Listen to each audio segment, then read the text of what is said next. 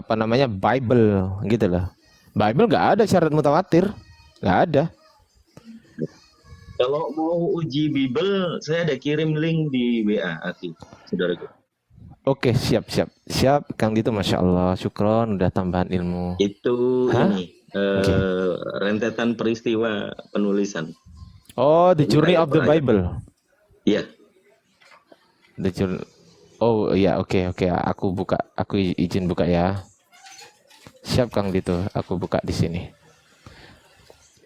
Itu manuskrip apa, Bang? Yang tadi. Ini teman-teman ya, diingat-ingat ya. Ini manuskrip Dar al Mahtutat, disingkat DAM, DAM. Ya, Oke, saya Dar cek dulu. al Mahtutat. Dan ini hanya ditemukan di sini. Hanya ditemukan di sini. Tuh. Ketika kita cari di Islamic Awareness, tunggu ya, aku buka dulu ya. Ketika kita cari di Islamic Awareness, oke. Nah ini nih Islamic Awareness, kita cek yang DAM ya, DAM. DAM, ini kodenya apa? Kita langsung aja ya, kodenya adalah DAM 011117. Kita cek di sini ada nggak? DAM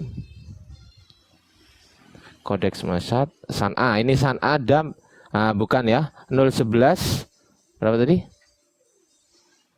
011117, 01251 bukan, 01291 bukan, 20331 bukan.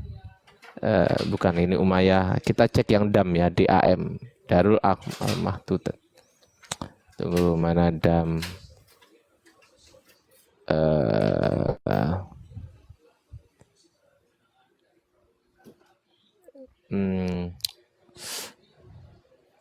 Nah ini 0131 bukan, 01281 bukan, 01183 bukan,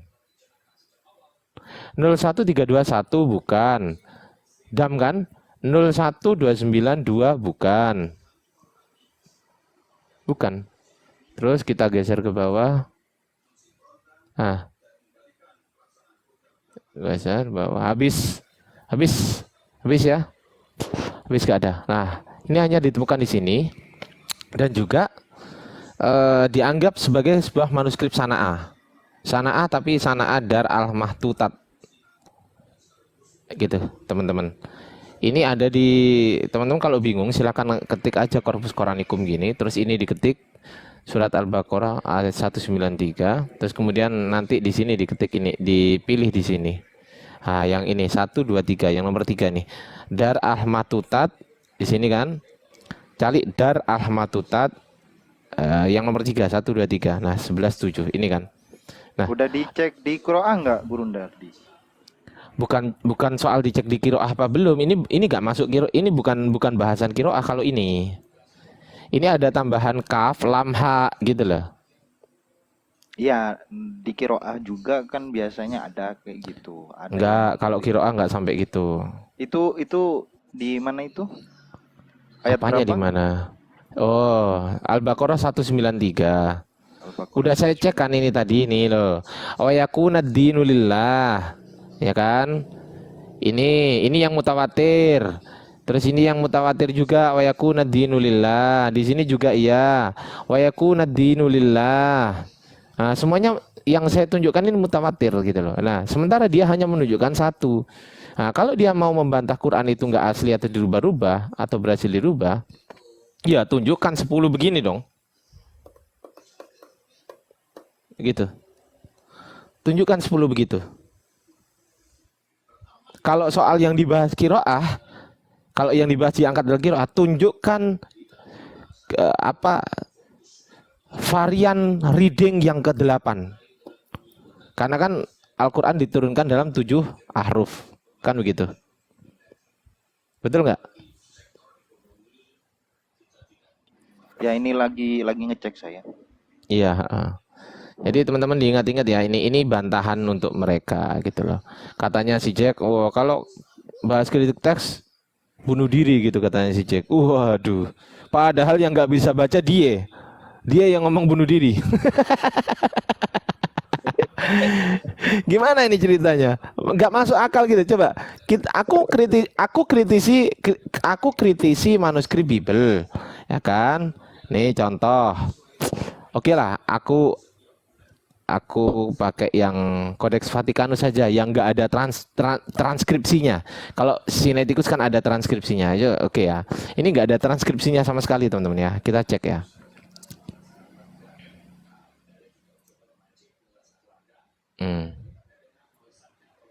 Kita buka dulu bentar. Oke ya. Nih, ini nggak ada transkripsinya sama sekali. Betul ya? Nah, cuman tulisan-tulisan Latin Yunani gini doang, Greek kan. Begitu disuruh baca, weh mencret mak. Hoti ek tes Galileas propetes ok egeretai palin on autois elalesen isos legon, gitu loh. Oh iya, nggak ada di itu. Hah? Itu 9 Oh iya, oke. Ego eimi. Ya, ini ada tulisan ego eimi di sini. Ego eimi. Gitu. Nah, yang nggak bisa baca dia yang bilang kalau sampai umat Islam membahas kritik teks itu bunuh diri. Mak, yang bunuh diri itu yang nggak bisa baca. Sekarang berarti harus dicek itu websitenya Gurunda. Enggak. Tenang aja. Kalau websitenya ini ya wallahu alam ya. Tapi yang jelas apapun websitenya bagaimanapun juga, ya kan? Bagaimanapun juga. Yang pertama, ini gambarnya udah kayak gini, ya kan? Yang kedua, andai pun ini gambarnya bagus sekalipun, kalau ini ada tambahan begini dan hanya ada satu begini, ya nggak diakui lah. Wong syaratnya Quran itu mutawatir, gitu loh. Syaratnya itu mutawatir, nggak bisa, beda. Quran kita itu beda. Itu Beda bacaannya dengan juga apa? Di Zoom coba digedein. Bacaannya kayaknya nggak yakin saya sama yang dia bilang tadi. dia tuh ngambil dari ini, ngambil dari yang sudah rangkumannya siapa gitu loh. Dia ngambil begitu, bukan berarti dia nyari sendiri, enggak. Ini ada tambahan ini. Terus ini Allah lillahi.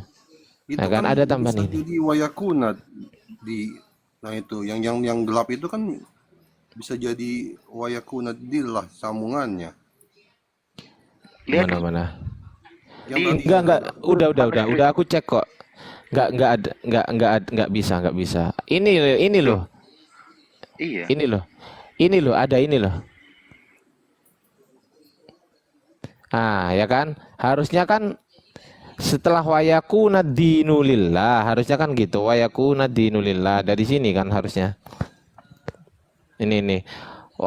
Wayakuna dinu lillah harusnya lah. Ini ketambahan ini. Ketambahan ini intinya. masih saya nggak yakin, masih nggak yakin itu. Loh, ya makanya cara jawabnya begini. Apapun manuskripnya, ketika tidak mutawatir selesai. Gitu loh. Gak bisa kemana-mana karena syaratnya Quran harus mutawatir. Begitu. Soalnya nih saya lagi buka nih. Ini buka bahasannya si Marin van Putten soal ini. Manuskrip yang dam itu, dia bilang nggak ada kesalahan. Adapun yang dipermasalahkan itu soal ada tanda titik di bawah huruf dal. Soal itu. Nah itu tetap tidak merubah makna semuanya. Kalau menurut dia. Ini orang pakar manuskrip Al-Quran ini yang ngomong. Itu dia udah pernah bahas soal manuskrip. Ya, darnya itu dari yang apa dulu? Damnya dam apa? Ini kan damnya beda-beda manuskripnya. Gitu loh. Aku udah cari tadi yang manuskrip ini hanya ditemukan di sini. Itu nomor satu. Kedua, kenapa kok bentuknya kayak gini gitu loh.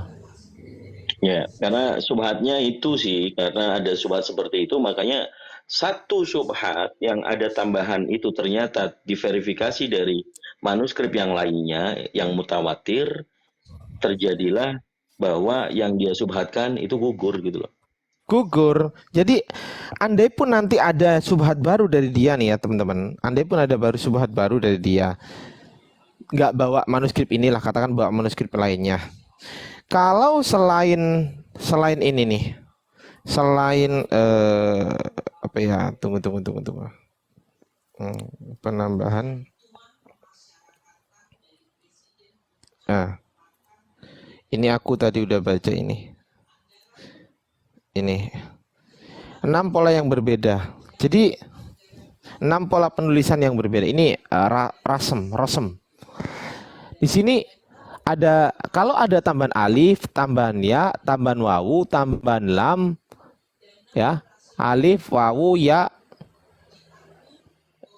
apa tadi? Alif, ya, wawu dan lam. Nah, alif, ya, wawu dan lam. Kalau ada tambahan ini, itu bukan menggugurkan karena ini rosem, pola penulisan, gitu loh. Ada memang Al-Quran yang di sini ada alifnya begini, yang enggak ada, tapi apakah dibaca beda? Enggak, sama, enggak dibaca gitu loh alifnya itu. Paham nggak maksud saya? Hanya rasemnya aja yang beda. Hanya rosemnya aja gitu loh. Bukan berarti alif ini jadi huruf dibaca sendiri, enggak alif, enggak. Ini kan banyak contohnya kan teman-teman, banyak contohnya pengurangan huruf alif seperti ini nih. Ini pengurangan seharusnya begini. Nih, seharusnya begini nih. Oke, jadi begini. Ini kan Ar-Rahman, setelah mim kan nggak ada alif ya. Ini setelah mim ada alif, betul nggak? Oh iya betul. Nah, ini contohnya. Jadi ini nggak berubah makna, sama aja. Gitu loh. Lah, kemutawatiran Al-Qur'an kata Ustadz Wafi tadi itu begini. Aku tulis di sini ya.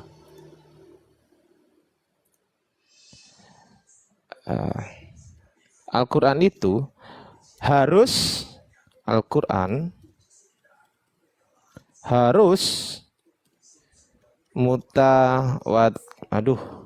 mutawatir secara lafzi dan maknawi. Nah, kemutawatiran Al-Quran itu harus mutawatir secara lafzi dan juga maknawi.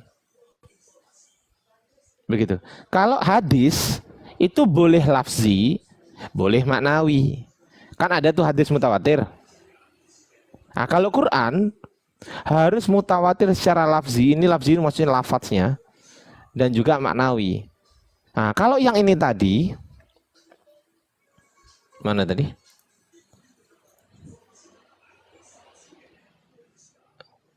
Nah, ini nggak mutawatir secara lafzi nih, maknawinya juga nggak mutawatir pastinya kan, gitu loh. Jadi tiba-tiba ada di sini, itu jadi terbantahkan. Pokoknya yang nggak mutawatir, apapun manuskrip yang nggak mutawatir pasti terbantahkan gitu loh. Sama seperti kemarin dia ngangkat ini nih teman-teman. Tunggu ya, aku buka link tab baru ya.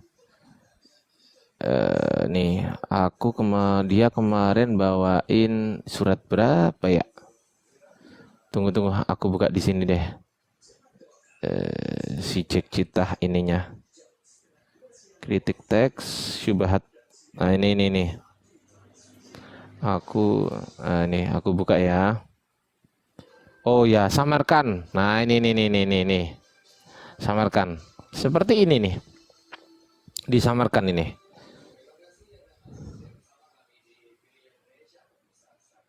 Oke ya, samarkan nih, teman-teman. Quran Al-A'raf surat Al-A'raf ayat 27. Samarkan. Ini ada tambahan mim nunnya. Lah mutawatir nggak sekarang? Ayo, ada berapa? Ada berapa surat Al-A'raf ada berapa manuskrip surat Al-A'raf ayat 27 yang ada mim dan nunnya? Ayo, coba kita cek sekarang. Al-A'raf surat 7 ayat 27. Oke ya, tadi mana ya?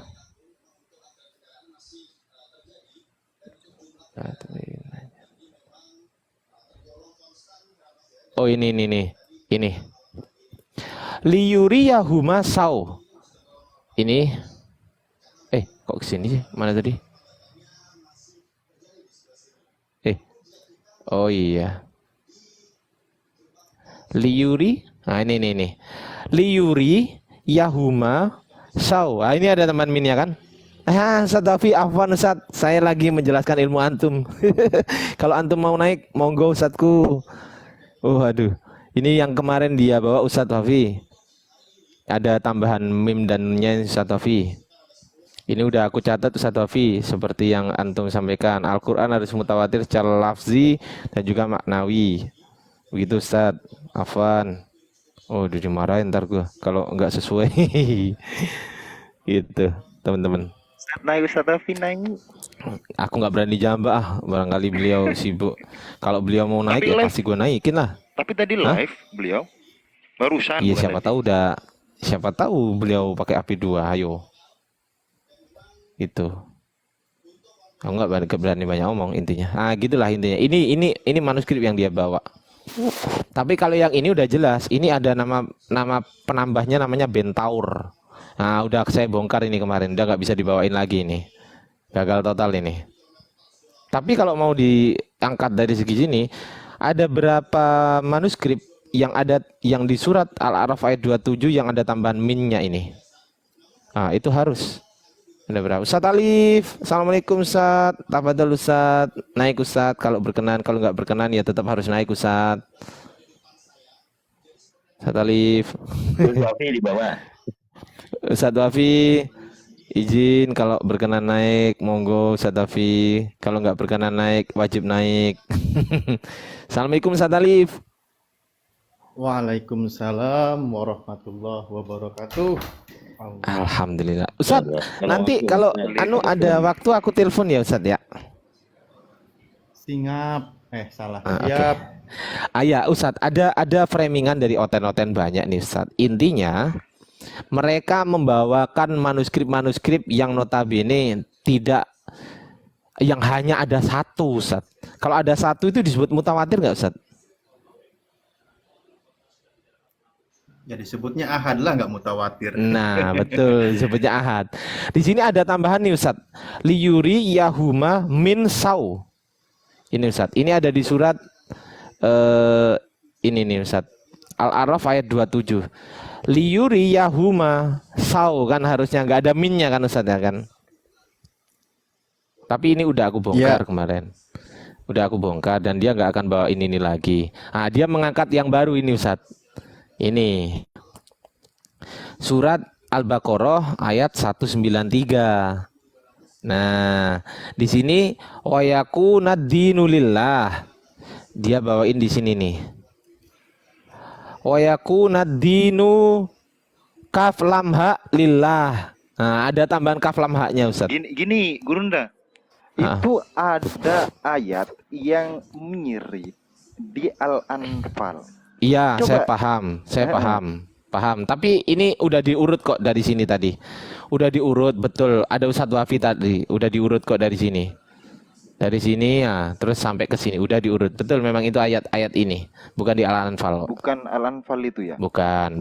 Udah diurut.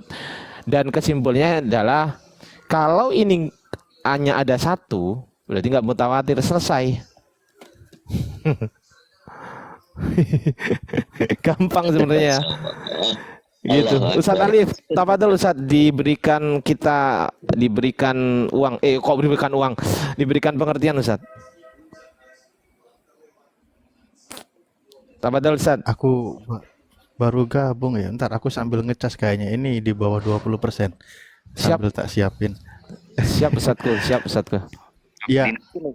Pertama Pertama memang begini ya, apa namanya, di dalam tradisi ya, kan ini sebuah, pertama ini sangat apresiasi kepada saudara kita Kang Mas Al Ustadz Al Mukarrom, host Bang Ardiansyah. Begitu, Lengkap tuh. iya. Sebentar, aku semoga nggak noise ya, karena takut mati ini. Bentar, oke.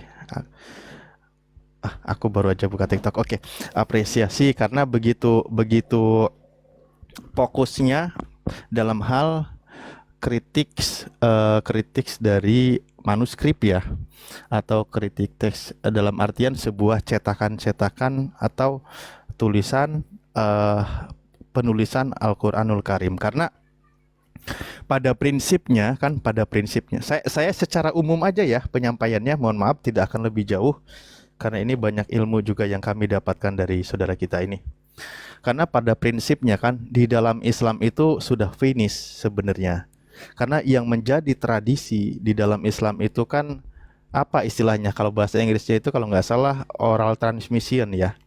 Jadi tradisi pelafalan, tradisinya itu bukan pelimpahan pergantian dari satu teks tulisan atau manuskrip ke manuskrip yang lain. Nah itu. Nah, itu juga bagian dari bagaimana Al-Qur'an terpelihara dan terjaganya se, katakanlah gini ya bahasanya. Aduh, kenapa ini? Kenapa Ustaz? Sebermasalahnya kita sebentar, enggak, ini HP-nya barusan tiba-tiba ada notif apa gitu. Tapi bukan dilaporin. Charger bermasalah. Jadi lupa aku.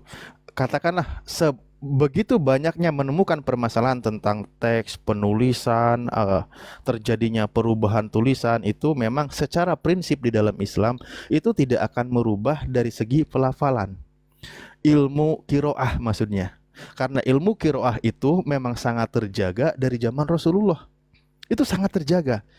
Bagaimana kalau kita bandingkan dengan kawan sebelah, memang antara bumi dengan langit yang begitu jauhnya, ketika Al-Qur'an itu di zaman Rasulullah dihafal oleh seluruh para sahabat, oleh Khalifah Khulafaur Rasyidin, sahabat semua menghafal, dan di situ pun terjadi mereka itu semua dikatakan hafid Quran, dan seterusnya sampai muncul para imam yang seperti 7 imam kiroah yang sangat masyhur gitu kan. Mereka itu semua berguru ke semua guru-guru dari para sahabat, para tabi'in, kepada para tabi'in, di mana para tabi'in ini berguru kepada para sahabat. Kan gitu. Sahabat ini berguru kepada Rasulullah. Nah, sehingga di abad ke-200 itu kan semua imam kiroah itu menyebar ke setiap wilayah, ke wilayah Irak, ke wilayah mana lagi, istilahnya ke wilayah Masyrik, ke wilayah Maghrib, sesuai dengan ilmu yang mereka bawa, sehingga muncullah imam-imam, Imam Hafs, Imam Warsh, Kulun, dan seterusnya kan gitu. Nah, pada prinsipnya disitulah Al-Quran terjaga dan terpelihara. Nah, bagaimana mendapat sebuah tantangan baru di dalam dunia diskusi lintas agama atau berapologet ini, ketika mempertahankan keabsahan, keotentikan tulisan-tulisan, di mana tulisan itu atau manuskrip itu sejalan dengan pengajaran Rasulullah. Nah, ini tantangan yang sangat luar biasa. Yang selama ini kita terfokus apapun menemui masalah dari masalah manuskrip, tetap kembali kepada kiroah, tidak menemukan masalah kan gitu. Apalagi secara teks seperti tadi ya, ketika kita menampilkan data bagaimana penulisan di zaman sahabat Utsman radhiyallahu anhu, itu kan belum ada tanda titik, bagaimana penulisan, apakah ini huruf ta atau huruf ya atau huruf nun kan gitu. Nah itu, tapi luar biasa ini. Kita walaupun hal demikian, ketika dapat serangan dari masalah manuskrip, masalah tulisan mushaf dari sahabat Utsman radhiyallahu anhu, juga masih dijaga dan dipelihara. Maksudnya ketika ada yang berusaha untuk memelintir, mencari kesalahan, kita tetap hadir. Walaupun ini lapisan kedua, karena lapisan utama sudah tidak bisa diganggu gugat, yaitu masalah kiroah. Lapisan kedua berkaitan dengan manuskrip ini tetap masih bisa dijaga dan masih kita bantah ketika menemukan banyaknya berusaha penyelewengan maupun serangan, fitnahan terhadap Islam. Apresiasi buat semua saudara-saudaraku. Saya izin takdim dan belajar kepada para guru yang fokus mempelajari kaidah ini. Saya juga izinkan nanti banyak bertanya. Terima kasih, itu aja. Mohon maaf kalau kurang lama. Assalamualaikum warahmatullahi wabarakatuh. Kembali standby. Waalaikumsalam warahmatullahi Masya Allah. wabarakatuh. Bisa aja Ustaz Alim. Ini sudah 137 ya, saudaraku. Coba mungkin yang dari saya bisa dibukain dulu. Tapi Boleh. linknya nggak usah dibagi ya. Itu bahaya itu. Enggak, antum mau buka aja, aku gedein nggak apa-apa Kang Dito. Laptopku di ini. Bisa nggak dari situ? Oke. Ditampilin aja. Oke Kang Dito, siap Kang Dito. Siap. Apa ini? Oh, yang ini scripture ini. Iya. Ya, Oke, tanda-tanda di bawah pegangan. Izin Ustaz Alif ya. Mana ini kameraku?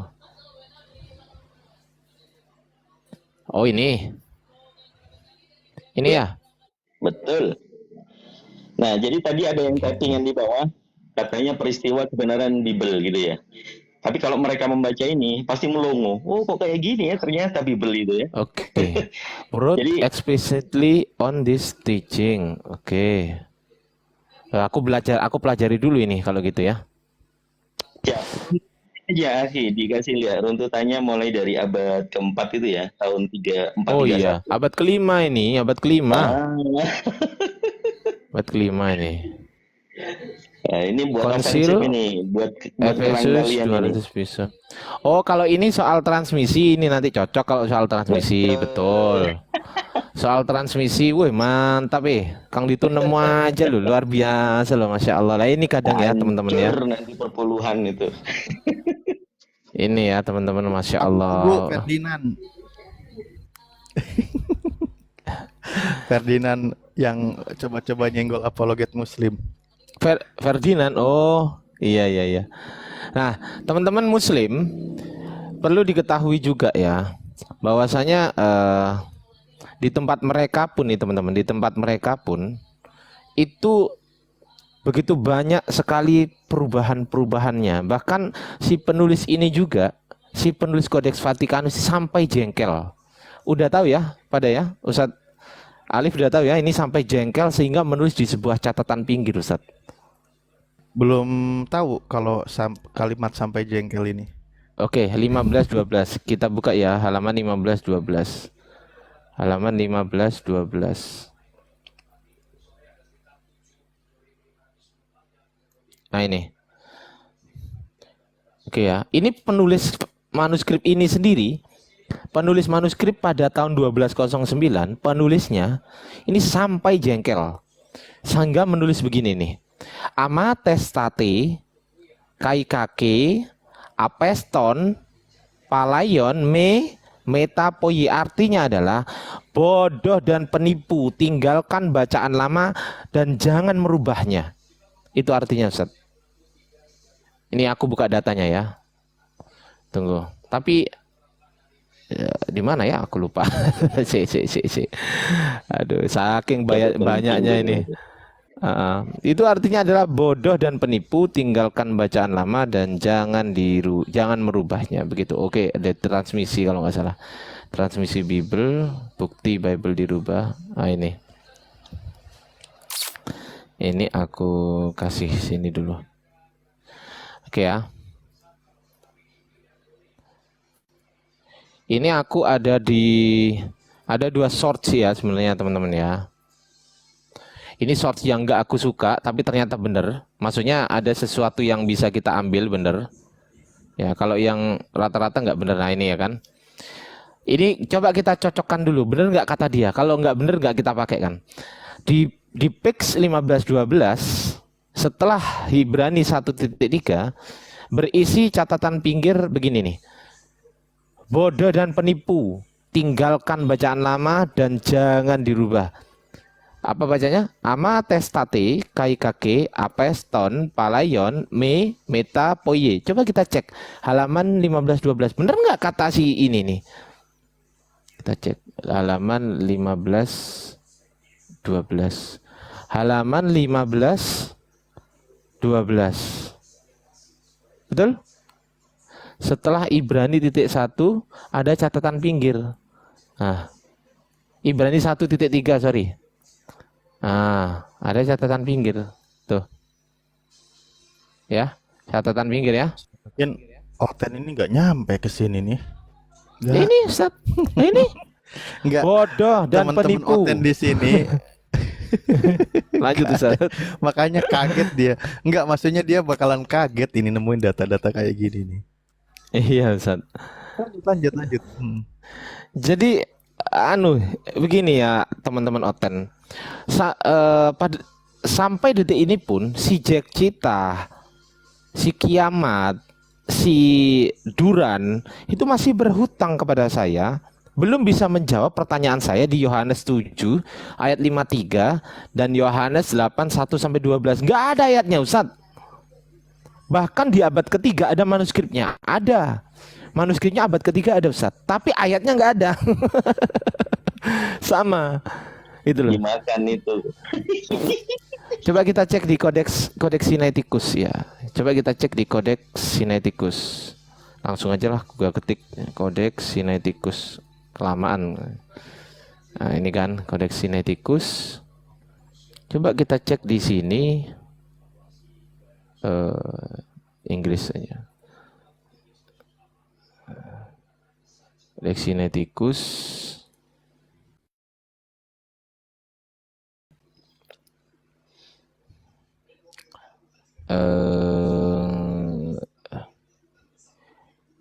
Yohanes, teman-teman bisa buka ya di bawah ya, bisa dicek ya. Yohanes 7. 7. 75. Oke ya. Ayatnya hanya sampai 52 nih di sini. Ya. 52 ayatnya.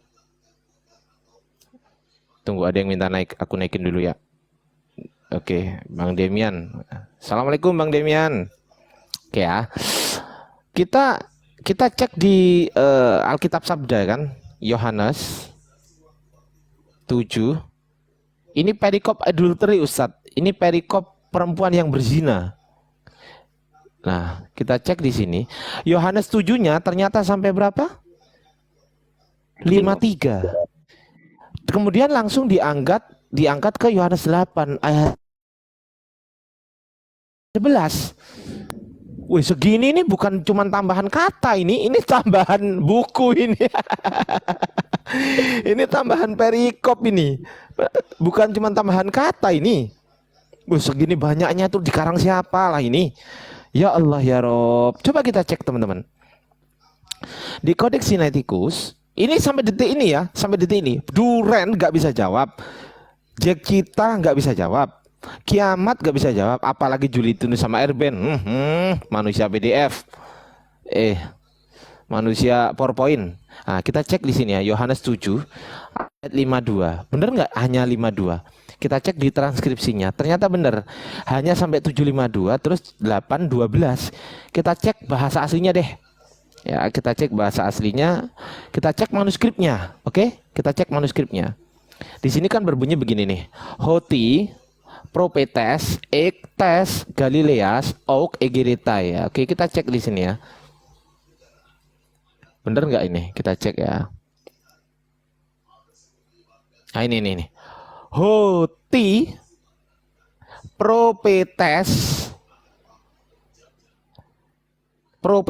Ektes, Galileas, Auk, Egeretai. Setelah Egeretai, apakah Yohanes 8 ayat 1?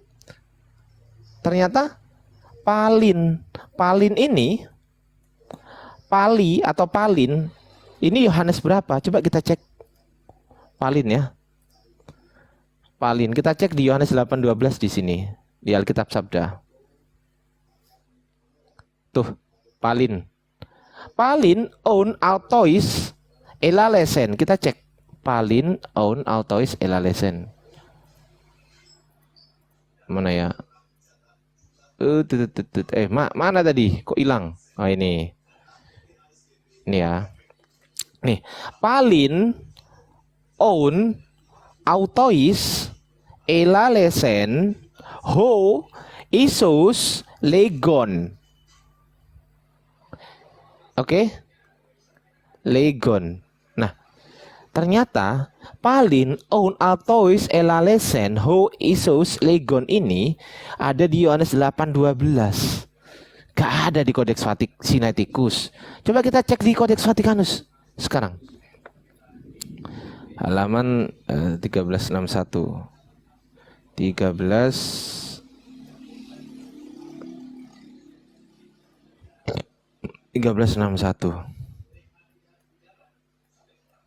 Kita cek ya di sini ya. Nah, oke, di sini hoti, ek, tes, Galileas, propetes, ok, egeretai. Setelah egeretai, ini ada tulisan 8. Ternyata Yohanes 8 ayat berapa? Palin on autois elalesen isus legon. Lah, Palin berarti ayat 8:12.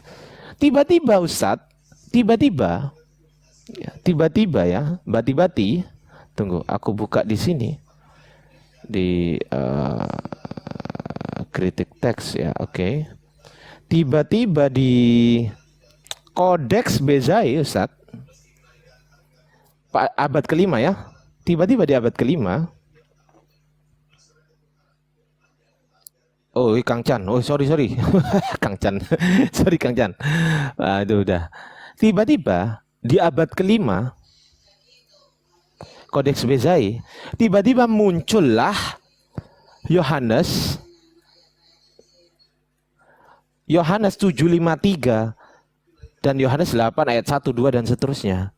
Tuh, setelah egeretai di sini ada kai, eporentesan, ekastos, heis, ton, oikon, auto. Loh, tiba-tiba Isus. Nah, Isus ini Yohanes 8 ayat 1. Nah, saya tanyakan begini Ustaz.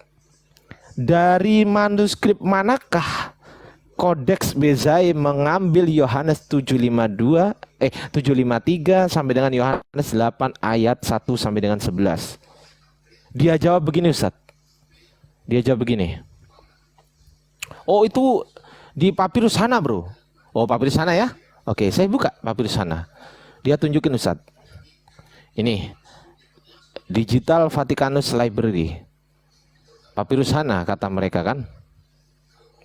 Nah ini 2B 6V 6V. Dia hanya lempar batu sembunyi tangan Ustaz. Dia hanya bilang, di mana? Ya di sini Bro. Loh, mana? Ya ini di sini. Loh, ayatnya mana? Ya di sini. Lo bacain, nggak bisa dong. Jadi dia cuma lempar batu sembunyi tangan Ustadz. Si Joseph juga gitu. Si Joseph lempar batu sembunyi tangan. Ketika ditanya di mana, enggak tahu. Setelah saya baca Ustadz, di sini ini enggak bener. Ini Yohanes 7 ayat 49 sampai dengan Yohanes 8 ayat 22. Menurut mereka berarti Yohanes 7 ayat 52 ada di sini, 53 ada di sini dong. Nah, gitu. Yohanes 8 ayat 1 sampai 11 ada di sini. Menurut mereka gitu, gara-gara ngelihat ini. Ketika kita baca Ustaz, ketika kita baca di sini, kita temukan di sini kata-kata Galileas. Setelah Galileas, egeretai. Oke, di sini kan hilang. Galileas, egeretai. Kira-kira ayat berapa ya? Ada Galileas, ada egeretai. Ternyata Ustadz, di sini ada Galileas, ya, Galileas. Oke. Terus hilang kan tadi, hilang panjang, terus egeretai. Berarti Yohanes 7:52. Betul ya Ustadz ya? Setelah Yohanes 7:52, setelah egeretai, ternyata di sini ada pi sama alfa. Pi sama alfa di sini ditemukan Isus. Ini nomina sakra. IS disingkat Isus. Setelah Isus ada legon. Nah, kita bongkar sekarang. Ada legon. Begitu kita buka di sini Ustaz, ada P sama A, ada Pi sama A, bacanya adalah Palin, terus menemukan Isus, tuh, Nomina Sacra, dan Legon, berarti ayat 8, 12, ayat 8, 1 sampai 11-nya nggak ada, berarti datanya hoax begitu, Ustaz. Lanjut yang lain. Assalamualaikum Hancur warahmatullahi perpuluhan. wabarakatuh. Demian, Waalaikumsalam, silakan Kang tanggapi Chan. Demian. Assalamualaikum.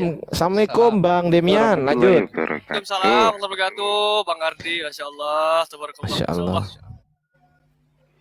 Pokoknya Bang Ardi itu bahaya kalau buka laptop itu. Asal diskusinya bisa jujur, pasti mereka mengakui. Yang sudah mengakui ini hanya satu orang saja, yaitu Jack Cita. Yang lain nggak mau mengakui. Si Joseph membawakan ini narasi, saya bantah itu kan. Saya dites baca, Ustadz. Dites baca manuskrip, saya baca. Begitu. Lanjut, silakan teman-teman.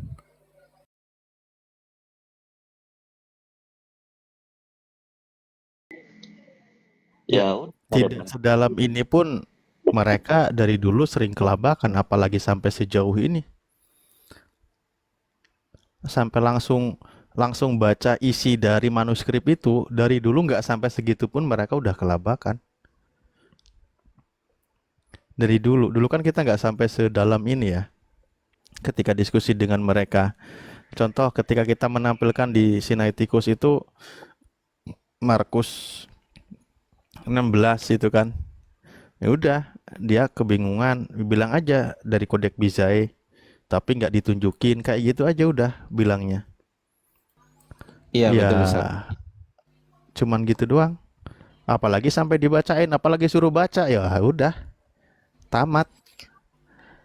Menurut antum adil nggak, Ustadz, ketika kita tanya, tolong tunjukkan di mana manuskripnya yang berisi Yohanes, katakanlah Markus ya, katakanlah Markus, jangan Markus lah, yang anu aja, Yohanes 7:53 sampai Yohanes 8:1 sampai 12. Kemudian dia membawakan manuskrip, Ustadz nih. Nah, ini manuskripnya, bro, gitu. Setelah ini, coba yang sebelah mana? Terus dia jawab gini, ya itu di situ. Kira-kira butuh dikasih botek nggak, Ustadz, gitu, Ustadz? Kalau kita buka kan Lempar air dari panas. dulu, iya, memang nggak ada kan. Sama kita dari dulu pegangannya sebenarnya Sinaiticus sih, nggak sampai sebegitu banyak kodeks yang dipegang dan nggak sebegitu dalam pemaparannya seperti yang Mas Ardi jelaskan ini. Ketika di Sinaiticus kita buka memang Yohanes 8 itu kan langsung ke 12. Aduh, lupa ngecas lagi tadi. Langsung 12, 1 sampai 11-nya memang nggak ada. Iya, tapi kalau Ya, hanya bernarasi di situ, parah Ustadz, jadinya. mereka pasti bilang gini, oh itu ada di kodeks lain, bro, ya, gitu. Nah, kita sekarang Nah, itu nyerangnya dia. enggak, di mana didapatnya, enggak, Ustadz. Justru malah kodeks lain yang sebelum dia sebutkan, kita sebutkan dulu, Ustadz. Kita sebutkan dulu. Di Sinai nggak ada, di Alexandrinus nggak ada, di Vatikanus nggak ada. Udah saya bacain semua. Tiba-tiba muncul di Kodeks Bezai. Nah, ini pertanyaan saya.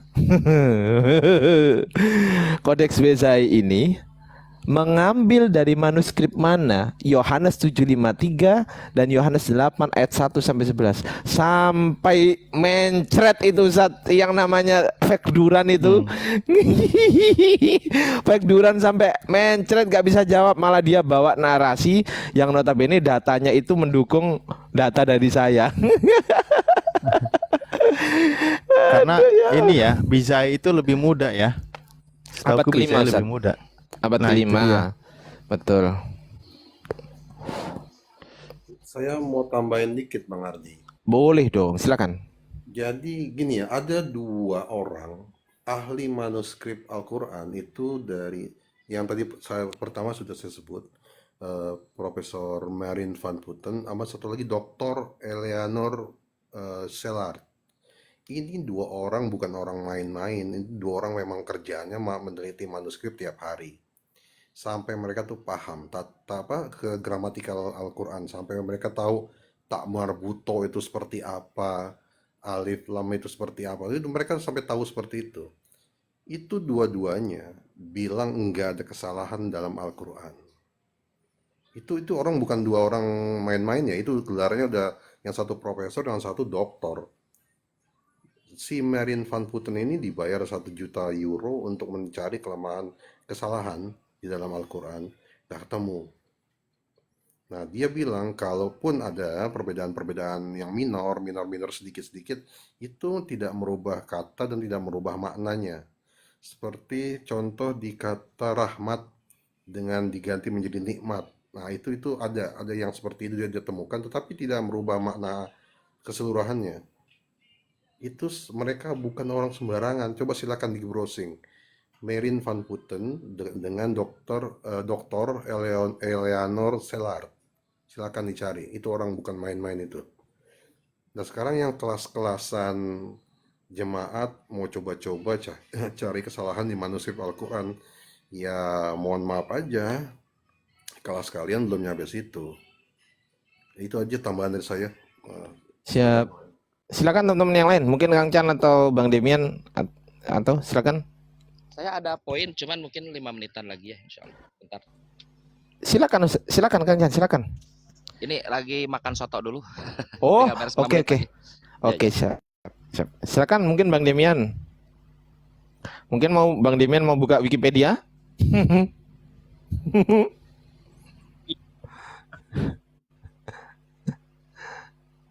Ini mah bukan Demian itu ya, bukan Bukan, Demian Tritung ya. bukan. Ini Demian Muslim ini, Ustaz. Iya, Masya Allah. Nah, ada diskusi nggak? Aku jarang diskusi loh. Nongolnya malam terus. Ya, aku izin ganti ininya ya, biar ada kesempatan latihan buat naik ya, Ustaz ya. Ganti apanya? Ganti penampilan room ini loh, Ustaz. Saya mulai aja deh ya, sambil jalan ya. Tinggal diatur host. Sambil, Oke. Aku mah sambil jalan manut ya. gue. Siap. Oke, Kang Chan, silakan Kang Chan. Izin ya. Saya ada Ya. ada berapa ya? Mungkin 2 pelajaran yang dia dapatkan. Pelajaran pertama adalah kalau kita lihat 2 kali diskusi, 3 kali mungkin ya dengan Jack Citah. Jadi kita lihat bahwa Jack Citah itu dia basis awalnya itu bukan pada dokumen-dokumen yang primer. Dia dokumen-dokumennya yang sekunder, bahkan tertier mungkin. Dari situ salah satu kesalahan dia adalah dia tidak langsung mencari langsung ke dokumen primernya. Kalaupun ada dokumen primer yang di crop atau apa, dimasukkanlah ke dokumen yang sekunder atau tertier itu berupa PowerPoint atau Word gitu. Salah satu contohnya adalah ketika diskusi yang kedua kalau nggak salah ya, masalah Rashid Khalifah tuh. Rashid Khalifah ternyata dibongkar oleh Pak Ardi dan ikhwan yang di atas itu, dan kesimpulannya adalah bahwa Rashid Khalifah dia melakukan pemalsuan kan, penipuan artinya kan, dan dibongkar juga jati diri Rashid Khalifah. Dan dia baru ternyata dokumen sekunder dia yang dia bawa untuk menyerang Pak Ardi dan Ikhwan itu ternyata itu dokumen yang tidak reliable, bukan hanya tidak reliable, itu dari luar. Bahkan dia buka tuh buku si Topik Adnan tuh, buku rekonstruksi apa namanya yang familiar lah bagi kita, itu buku bermasalah kan, problematik gitu. Nah, itu pelajaran pertama. Jadi ketika kita diskusi seperti dengan orang-orang seperti Jack Cita dan lain-lain, itu harus saya sih meneladani apa yang Pak Ardi lakukan. Kita jangan menyerah maksudnya, oh percaya aja yang ditampilkan gitu. Kejar gitu. Coba di mana ditunjukkan ininya apa yang di-mention di situ, referensinya kemana, sampai ke yang primer. Kalau yang sudah yang primer baru diskusi bisa kita jalankan gitu. Itu pelajaran pertama. Saya mendapatkan pelajaran itu. Jadi tidak kalau Pak Ardi kan buka Codex Sinaiticus, langsung Codex Sinaiticusnya. Langsung dari Corpus Coranicus langsung dibuka webnya kan gitu.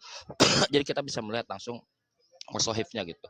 Nah, itu pelajaran pertama. Jadi kalau dengan yang orang yang begitu, saya kira jangan langsung percayalah, harus kita kejar terus gitu. Itu poin satu. Terus poin yang kedua, tadi ada semacam pelajaran bagus dari Ustadz Naja gitu ya, Ustadz Wafiyah gitu. Dia begini, tapi nanti Pak Ardi, Ustadz Alif dan ikhwan sekalian dikoreksi kalau saya ada keliru ya. Jadi poin dari Ustadz Wafi itu yang saya pahami itu, kita tidak bisa membuat standar yang sama untuk melihat reliabilitas Quran dengan Bible gitu. Quran itu dia sudah punya metodenya, salah satu metodenya adalah mutawatir, sanad atau jalur yang dari banyak jalur gitu, jadi oleh ramai gitu, banyak jalur itu Quran gitu. Kalau jalurnya cuma satu atau dua ahad gitu ya, nggak bisa kan gitu. Nah, itu poin. Jadi kita punya metode. Selain kita punya tradisi oral, kita pun punya metode untuk menentukan ini masuk Quran atau bukan gitu. itu poin. Nah, sehingga kita itu selalu, kalau saya sempat agak tergelincir bahwa ketika manuskrip Quran ada yang beda, maka Quran itu berbeda. Nggak seperti itu. Kita melihat ada beberapa ya manuskrip Quran itu manuskrip gitu, skrip yang ditulis tangan gitu kan. Jadi para sahabat, ada sahabat contohnya, misalnya di San'a itu manuskrip Ali bin Abi Thalib. Nah, katakan beda penulisan gitu, satu, tapi manuskrip yang lain beda, sama gitu. Nah, artinya secara mutawatir, secara manuskrip, maka yang sama itu yang beda. Nah, dan itu tidak menggugurkan karena berbeda di situ penulis. Ada yang menulis begitu, tidak menggugurkan Al-Quran. Berarti Al-Quran sudah beda, nggak begitu. Jadi perbedaan manuskrip itu tidak menggugur dalam Quran gitu ya. Kalau contoh saya kasih contoh begini. Di dalam tadi kita buka korpus Koranikum untuk San'a dam 111 nomor 7 kalau salah 11.7 gitu. Itu terkait surat Al-Baqarah ayat 193. Nah, kita buka semua manuskrip. Nah, di dalam yang 111 nomor 7 itu ternyata di manuskripnya ada kata tambahan. Kata tambahannya itu sebetulnya agak buram. Cuman kalau kita coba identifikasi itu kaf lam ha kulluhu gitu. Kulluhu. Nah, di situ. Sehingga diangkatlah oleh si Jack Citos. Manuskrip kalian pun ada tambahan katanya. Jadi kamu jangan ngocek-ngocek dong kalau di Bible saya ada masalah dengan teks-teks Bible saya, karena teks manuskrip kamu juga ada tambahan. Berarti apple to apple dong. Oh, enggak sebenarnya itu. Kita tidak apple to apple untuk mempersoalkan penambahan, pengurangan atau kekeliruan teks karena kita sudah punya metode yaitu mutawatir tadi, kan begitu ya. Nah, itu poin satu. Yang kedua adalah diangkatlah salah satu ayat ketika tidak ada huruf alif gitu. Nah, kalau orang yang pernah belajar ilmu rasem gitu ya, saya tadi tuh agak browsing gitu. Nanti teman-teman atau Pak Ardi bisa lihat bagaimana lajnah pentasih dalam Kemenag itu Betul, betul. memberikan alasan huruf-huruf yang dihilangkan gitu. Dan itu masalah rasem. Jadi begini, pertamanya adalah oral gitu, qiraat. Nah, penulisan itu dia untuk mengakomodir, itu bahasanya mengakomodir oral itu. Jadi ada 7 qiraah. Nah, untuk mengakomodir 7 qiraah itu orang nulis. Bayangkan kita ada di masa Utsman atau siapa lah gitu ya. Ada 7 qiraah. Nah, untuk mengakomodir itu cara penulisannya berbeda. Contoh Maliki Yaumiddin, ada yang ya alifnya dihilangkan, ada yang masih ada dengan mad ya. Nah, itu untuk, dan tidak hanya alif, waw, ya, lam, nun. Si Jack Cita nggak ngerti itu. Nah, itu perihal rosem, cara penulisan gitu. Tapi seperti yang tadi Pak siapa ya? Pak Rol kalau nggak salah ya tanyakan, itu berubah itu bukan disengaja, memang itu rosem, itu ilmu rosem di situ. Dan itu ada. Jadi kalau si Jack menunjukkan satu, saya juga bisa menunjukkan banyak. Kebetulan saya agak download juga gitu ya. Bisa menunjukkan banyak gitu, tidak hanya itu. Tapi bukan berarti Al-Qur'an itu beda versi. Kamu beda versi karena beda-beda gitu. Enggak. Itu ilmu rosem. Jadi kita mungkin akan menemukan satu, ada huruf-huruf yang tersempil seperti di dalam Al-Baqarah ayat 193 dalam manuskrip itu ada kata kuluhu, kalimat kuluhu gitu ya. Kalimat itu dalam bahasa Arab, kalau bahasa Indonesia kata, berarti kalau kalimat bahasa Indonesia dalam bahasanya kalam kan gitu. Kuluhu. Terus dan dalam ilmu rasam. Dalam ilmu rasam itu mungkin kita akan di sana ada alif, yang di sini tidak ada. Nah, tapi itu tidak membuat beda karena memang Allah dalam pengaturan dalam sistematika Islam, Allah untuk itu. Jadi kalau misalnya ada manuskrip San'a yang ada kuluhunya, itu nggak dihapus, nggak dicoret, nggak direkayasa, biarkan segitu. Lalu yang satu, yang sekian puluh manuskripnya tidak ada kata kuluhu, memang itu mutawatir. Bisa jadi ini kita kan asumsi nih, bisa jadi penulis saat itu namanya juga manusia, mungkin menuliskan beda kan begitu, ditambahkan. Tapi kalau kita lihat syak kalamnya itu kuluhu itu tidak berpengaruh dia, semuanya gitu di situ disebutkan bahwa apa tuh apa ya Pak Ardi ya kalimatnya itu semuanya kembali kepada Allah gitu. Nah itu poin. Jadi, nah Muslim itu ketika ada perbedaan manuskrip di teks di dalam manuskrip itu tidak menggugurkan kemutawatirannya kecuali kalau begini tadi Pak kita sempat konfrontir lagi. Kalau misalnya manuskrip atau misalnya itu ditemukan lebih banyak ada sekian puluh katakan manuskrip yang tidak sesuai dengan Quran saat ini, nah berarti yang mutawatir itu yang itu kan. Nah, itu baru kita dikatakan bahwa Quran kita itu beda. Posisinya begitu. Masalahnya itu cuma satu. Nah sekarang yang sesuai dengan Quran kita sekarang ini manuskripnya itu banyak itu. Tadi saya kumpulkan kalau lihat korpus Quranikum lalu masukin ke ayat Al-Baqarah ayat 193 muncul itu semua dan semuanya tidak ada kata kulhu kecuali satu. Nanti yang itu dipertanyakan juga oleh Pak Ardi. Yang satu itu tidak, yang di Islamic Awareness nggak ada. Nah posisinya begitu. Nah berbeda dengan Biblos. Kalau Biblos dia tidak punya tradisi oral, dia tidak punya metode masalah mutawatir dan lain-lain. Bahkan sampai masih apa namanya ya? Masih menjadi pertanyaan bagaimana sebetulnya syarat mengkanon gitu. Ini firman Tuhan, ini bukan firman Tuhan kan begitu. Nah, kalau Quran kan kodifikasi, seperti Textus Receptus itu kodifikasi, kumpulin tuh. Tapi firman Tuhannya udah jelas firman Allahnya. Tapi kalau kanon itu judulnya ini firman Tuhan atau bukan firman Tuhan atau masuk. Oh ini firman Tuhan masuk kanon kan begitu. Nah, di Biblos harus dikritik teks. Kalau ini tidak ada, ini ada, berarti orang zaman itu dia tidak mengenal firman Tuhan yang ini. Markus misal 16 dan sekian. Lalu kalau di sini ada tambahan, di sini tidak ada tambahan, itu harus dicek. Karena memang ada hanya teks di situ kan begitu. Nah, tadi Pak Ustadz Naja poinnya di situ dan itu sangat bagus saya kira. Jadi jangan sampai itu menjadi bumerang buat kita gitu bahwa Biblos kamu manuskrip banyak kesalahan. Lalu apa namanya? Aduh ini ada. Lalu Biblos kamu manuskrip ada kesalahan. Pak Adi bentar ya.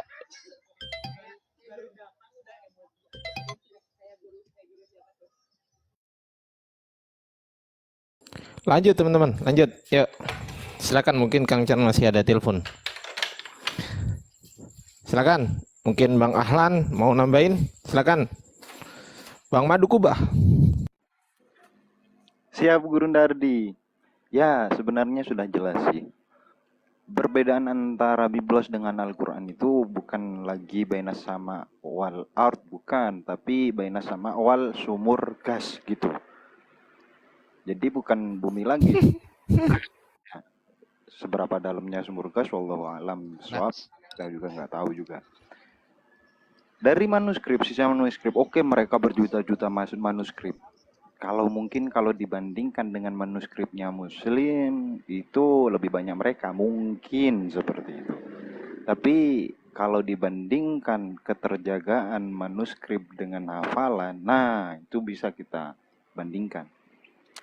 Seharusnya kalau kita uji manuskrip sama-sama, ada manuskrip dari Muslim, ada manuskrip dari Kristen, oke. Tapi apakah mereka punya jalur periwayatan? Nah, harus di situ karena ketika kita menentukan ini adalah salah dan benar, ini berita benar atau bohong, kita lihat riwayatnya dari mana, siapa yang menyampaikan. Kalau seandainya yang menyampaikan itu orangnya jujur, orangnya ketemu siapa yang menyampaikan, nah kita bisa menilai berita itu benar atau bohong. Contoh nih, saya tanya sesuatu tentang biografi seseorang.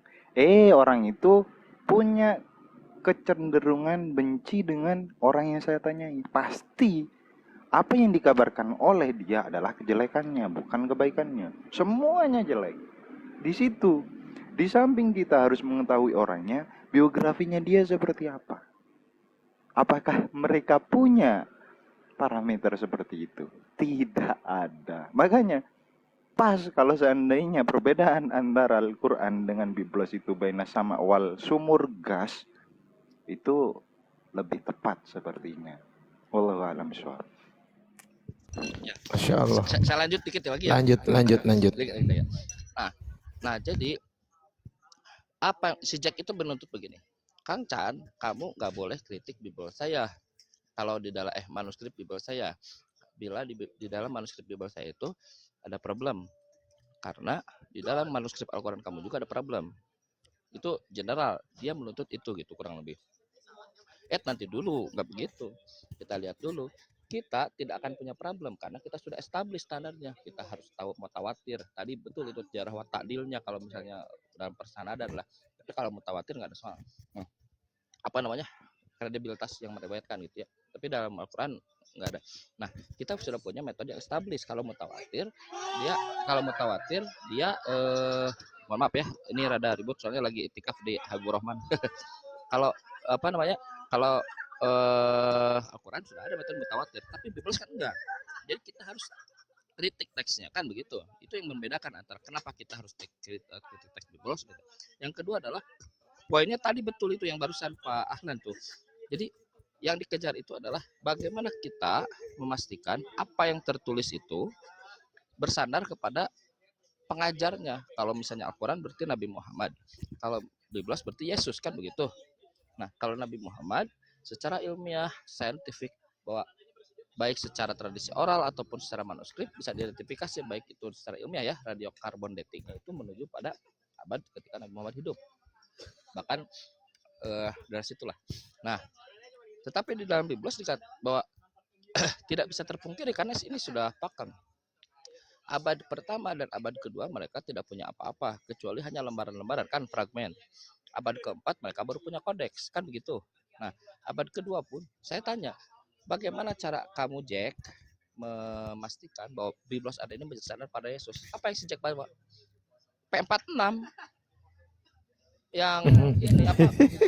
Anak itu kan P46. Jadi anggap aja apa dan itu diidentifikasi pun tahun kesekian kan. Kalau nggak salah 40 di tahun berapa? Karena nah, gini, P46 itu gini posisinya. Secara radiokarbon dating dia itu pada abad kedua, abad ketiga radiokarbon dating. Kenapa si Jack mendalili dia P46 itu menjadi di abad pertama di awal? Karena jadi gini, ada dua, ada radiokarbon dating dan ada paleographic dating, cara penulisan.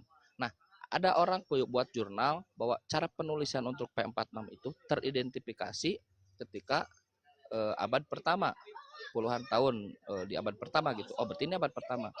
Tetapi di referensi yang sama saya tunjukkan Pak Ade dulu bahwa itu dia diragukan bahwa secara konsensus P46 itu masih di abad kedua dan ketiga. Tapi anggap saja kita terima aja gitu, walaupun tidak akan pernah terima, seluruh dunia tidak akan pernah menerima P46 itu di abad pertama. Secara konsensus dia masih di abad kedua dan ketiga. Tapi anggap aja kita terima. Jadi bayangkan teman-teman, yang bisa disandarkan, itu pun kalau bisa disandarkan, hanya satu serpihan gitu, satu lembar, dua lembar gitu. Bahkan ketika ditanyakan Yohanes 7 nomor sekian nggak ada. Jadi Biblos yang setebal itu, bagaimana cara kalian menyandarkan kepada Yesus? Katakan kalau kita ambil si Jack, katakan kita iyahkan sajalah si Jack itu. Hanya selembar P46. Lalu yang lainnya gimana? Nah, jadi kalau kita ingin, sebetulnya Ustadz Ali tadi udah telak sebetulnya. Jadi kalau kita ingin perang gitu ya, jadi situ bagaimana cara Biblos ini bersandar kepada Yesus gitu. Dan nggak akan pernah ada, nggak akan habis, nggak akan pernah ketemu. Bawa aja, kalau P46 jangan banyak diskusi. Oke, P46 sudah, tinggal saja. Anggap saja saya percaya P46, walaupun enggak ya gitu, P46 gitu. Itu akan bertentangan dengan konsensus umum P46 abad ketiga. Tapi anggap aja setujulah gitu. Jadi kamu hanya bisa mengandalkan ayat-ayat itu yang menurut Yesus. Itu pun kan harus dicek. Kalau kita mau jarah ta'dilnya dicek dan lain-lain. Itu pun harus kamu cek. Lalu sisanya bagaimana? Ya Biblos nggak ada. Makanya saya bilang, ya orang bilang itu katanya, jangankan dengan hadis doang, hadis palsu pun masih jauh hadis palsu, nggak jelas kan begitu. Nah itu saya kira saya dapat pelajarannya dua. Pertama, standar kita itu harus ngeh terhadap standar bahwa Quran dia potensi bisa jadi ketika ada perbedaan tidak ada huruf alif, waw, ya, lam, nun itu salah satunya gitu ya, itu perihal rasem, ilmu rasem. Ilmu rasem itu adalah ilmu yang untuk mengakomodir qiraah yang bervariasi gitu. Jadi potensi kalau misalnya di sana ada, kenapa di sini ada huruf alif, di sini nggak ada, hilang. Memang itu Allah, dan memang secara metodologi dalam Islam itu Allah. Lalu kalau misalnya ada manuskrip, saya kasih contoh yang tadi Al-Baqarah 193, kok di sini ada ini satu, ya boleh. Kamu bisa katakan Quran sekarang itu beda dengan metode mutawatir kalau kamu bisa menunjukkan yang begituan lebih banyak jumlahnya dibanding yang seperti Quran sekarang. Faktanya adalah tidak ada contoh Al-Baqarah 193 itu yang ditunjukkan sejak cuma satu, yang sana 111.7 itu, tetapi sisanya yang sekian banyak itu sama dengan Quran kita sekarang. Nah, jadi standarnya harus ada di situ. Kalaupun mau dikejar bahwa bagaimana Biblos ini bersandar pada para pengajarnya gitu. Itu saya kira Pak Ardi ya, Ustaz Alif dan teman-teman, pelajaran yang saya dapatkan tadi gitu ya. Mungkin bisa ini juga bisa di-sharing. Masya Allah, luar biasa. Masya Allah, luar biasa ya. Ya silakan, mungkin Ustaz Alif atau Bang Demian.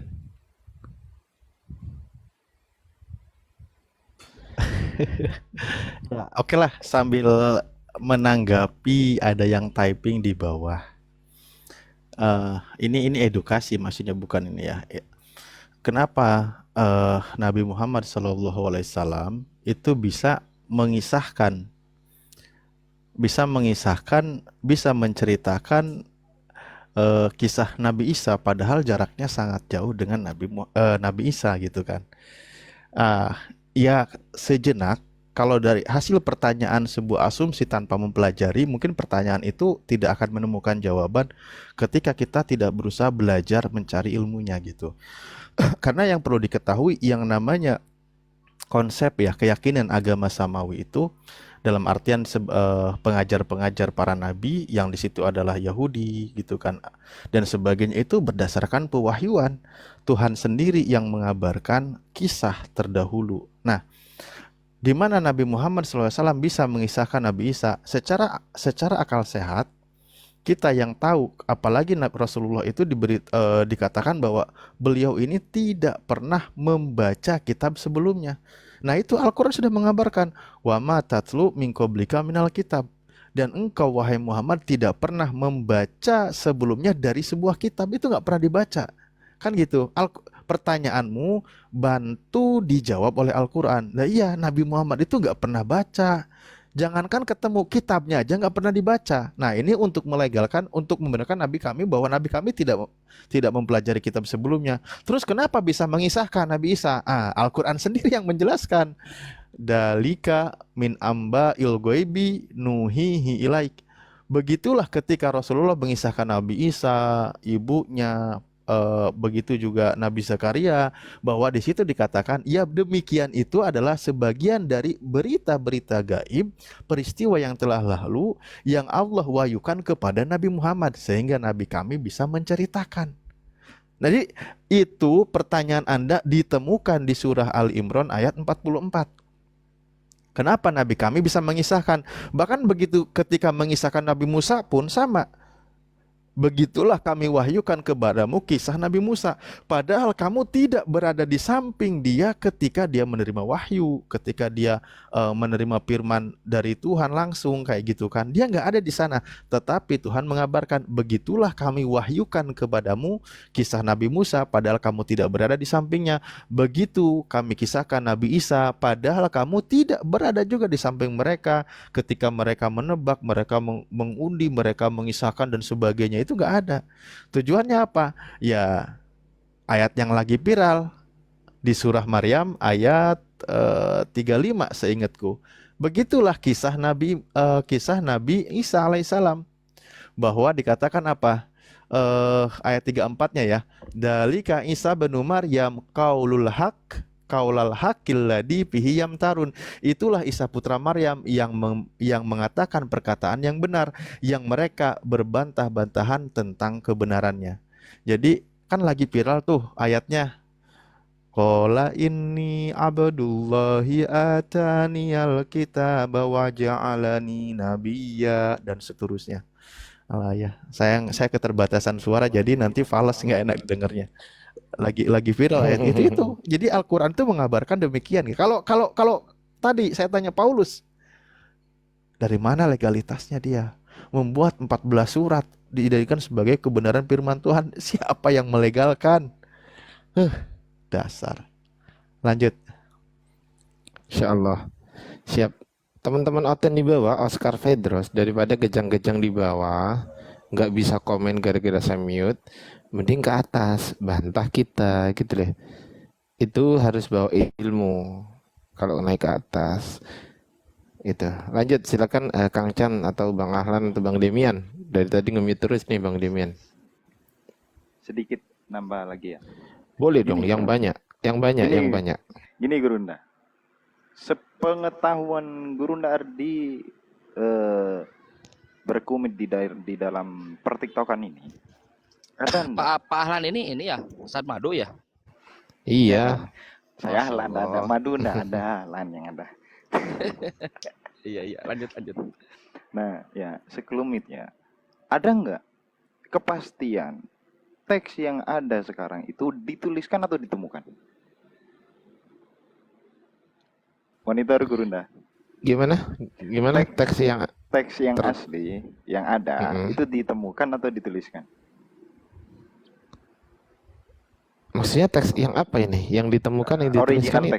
Original teks. Kodeks ini, kodeks ini, kodeks Oh, ini. dituliskan. Itu dituliskan, bukan ditemukan. Yang dituliskan itu yang Kodeks Sinaiticus itu contoh. Kodeks Sinaiticus itu ditulis ulang gitu loh intinya. Nah, ditulis ulang dari bahan dasar temuan kan gitu. Temuannya nggak dipublish. Nah itu.